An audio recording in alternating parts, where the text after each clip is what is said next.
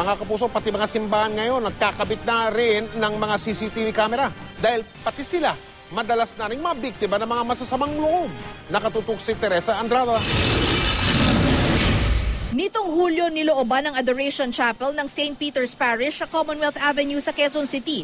Tinangay ng mga magnanakaw ang gold-plated monstrance o pinaglalagyan ng ostya na nagkakahalaga ng mahigit 200,000 piso. Walang bantay sa loob ng simbahan at wala rin itong CCTV.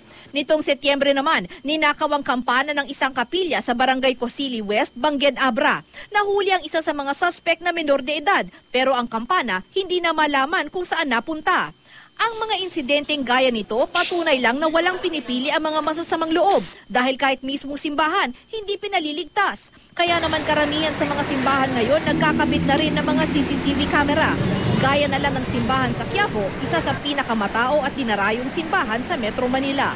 Dito po sa Quiapo talagang isa sa mga important concerns dito ang security. Kaya sinabi ni Cardinal Rosales sa akin na i-beef up ang security yung pagdating ko po dito at saka palagyan ng CCTV cameras. Sa loob ng 5 taon, ilang insidente na rin ng petty crime ang nakunan ng kanilang CCTV camera. Bago raw naikabit ang mga CCTV camera, sa labas ng simbahan ang tambayan ng mga snatcher at pickpocket. Dito rin nagbebenta ng mga pampalaglag. Pero sa tulong ng CCTV camera, ngayon maaliwalas na raw ang labas ng simbahan.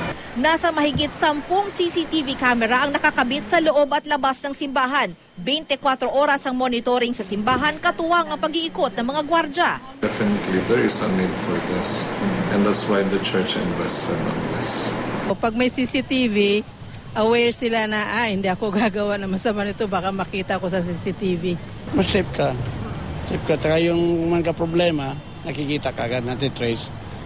Ayon sa Catholic Bishops' Conference of the Philippines o CBCP, desisyon na ng bawat diocese at parish priest kung magkakabit sila ng mga CCTV camera sa mga simbahang kanilang nasasakupan.